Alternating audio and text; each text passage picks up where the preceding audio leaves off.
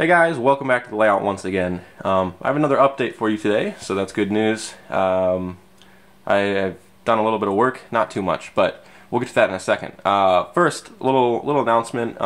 As some of you may have noticed, the past few years I've gone out west on some rail fanning trips with my dad and my grandfather, so 3 generations of rail fans, so that's pretty cool. Anyway, we weren't planning on doing one this year, but as it turns out, we changed our minds, and in about a month or two, we're going to fly out to Denver. We'll do some rail fanning around there and west of there, and then we're going to trek south, basically to Albuquerque, and a little south of there. We're going to hit the BNSF Transcon rail fan Abo Canyon, head west through New Mexico, then through Arizona, through Flagstaff, and then we will once again hit the Needle subdivision. We'll track that west to Barstow, and then we'll rail fan Cajon Pass once again.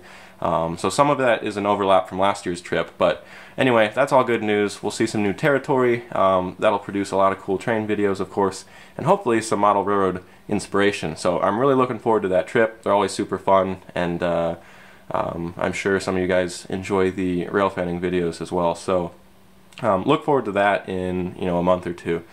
Anyway, that's that. The biggest thing that I've been working on today, or over the past week I should say, is the fascia. So at this point I would say that we are like 95% done with the fascia, because I still gotta finish and paint the fascia, of course, and there's still a few little sections like right there and along the drop bridge that are not complete. But beforehand I had most of the upper level stuff complete, like you've seen all this stuff, I think.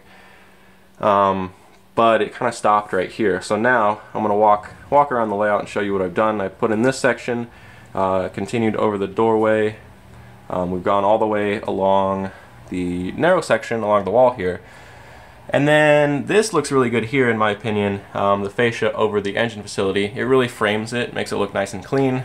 Finally, this area up here on the upper level kind of looks nice and not finished, obviously, because there's no scenery, but framed, I should say. I think that's a good word. And I also got around to putting a support piece kind of across that curve there, because before it was just kind of a big overhang. So now that's all sturdy and makes me feel better. So anyway, yeah, so I got the fascia along this big curve, so that was cool. And then continues here over the doorway, and then finally meets up with where I had kind of stopped beforehand, which is right about at that division there. So now I have the fascia all the way along the upper level, and the other big section that I've completed now is the fascia along the lower level. So that's about almost 5 inches in depth. That's 4 3/4 inches to be exact. Fascia for the upper level, and for the yard area, and I think that's a pretty good look. And I got that all the way around this curved section here. As I pointed out last time, I kind of trimmed off the excess plywood, and now after I also trimmed off the plywood on the lift out section, so now that all kind of blends together. And while the fascia on the lift out section doesn't meet up, well, like 100% perfectly with the rest of it, honestly it's close enough for a lift out section, and at a quick glance it all blends together and looks really good, in my opinion. So that's most of the work I've been doing. So that's kind of a good thing to have out of the way for now, so now I can focus on other projects. And one of those that I've been doing, just because I was bored and had the spare materials, is up here you can see I added a little bit more of our paper scenery base. So this basically, I didn't do any structure to it, I just dropped it from the sub-road bed here, and then it sits on top of our grid benchwork. If you look underneath here, you can see the paper is just basically right on top of it. And the reason I did that is now we have just one solid continuous surface to build up any hills or rock cuts like we have down there. And that's better than trying to build those on open grid benchwork, because you have few places to attach it. So that's why I did that. You can see I think it looks really good down here. Gives you kind of an idea like where the tracks split. Having the the ground filled in there gives you some sort of idea of what it'll look like one day when we have the scenery in. So now you get an idea of kind of the contours of the land. And one thing that I picked up, and I'll talk more about this as I get around to it, is this Elmer's Carpenter's Wood Glue Max. This stuff, as it says, is waterproof. So what I'm gonna, and it's super strong too. Actually, I used this wood glue to actually seal. I had cut in the wrong place here, and I sealed the fascia back together, and now that stuff's hard as rock. So this stuff is strong and waterproof. So we're gonna put that in full strength onto our paper subshell once we get all that in place, and that will seal it from water and give it some structure, so that when we come in with our plaster gauze, which has a lot of water in it, the paper won't get all soggy and droop. So that's the point of that, and I will, as I said, I'll talk more about that when we get to that process. Anyway, that's really all the progress I have for now. Other things to look forward to, I've been putting a lot of thought into the lighting on the lower level. So I was struggling with this. I don't know why. Like, electrical things are not my forte. I don't enjoy them.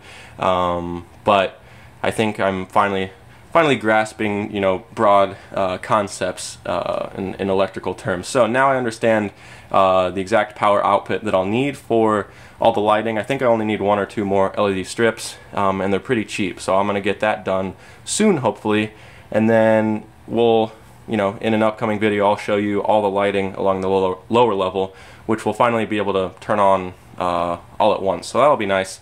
And I also got talking with a friend of my dad. Well, we haven't talked to him yet, but he's kind of just a handyman and does electrical stuff as well. I think we've decided for the upper level lighting, because right now, as I mentioned in, I think, the last video, the overhead lighting isn't very strong, so we're going to put some track lighting down each, basically around the aisleways, and we'll have lights going either way, and that'll light up the upper level. So anyway, that's the plan for now. Hopefully we'll get around to that very soon. The lower level lighting should be done before the track lighting, so that should be pretty soon. Anyway, that's really all I've been thinking about. So now I'm actually gonna start working on some detailing stuff with buildings. And actually, before I end this video, down here in the engine facility, as I talked about last time, I was trying to figure out how we're gonna have the tracks arranged. I pulled out, this is the base to our Walthers engine facility kit, so we're gonna get to building that pretty soon, but this gives us kind of a good idea of how big that structure is going to be. So that will go all the way to the corner back there, and so those 3 tracks will go into that, and then we have room for 1 or 2 tracks outside of that. So I'll be playing around with that to kind of figure out the exact arrangement, and hopefully I'll get some new tracks soon, and we'll start to put that in place for the yard. So that'd be good. Okay, so I'm gonna stop there because I'll just keep rambling. Anyway, that is all I have for this video. I'm actually going to make another one right after this, some DCC programming and consisting, stuff like that. So I'll have some different videos very soon. So as always, guys, thank you so much for watching. Obviously I'll have more very soon, so stay tuned, and I will see you guys next time.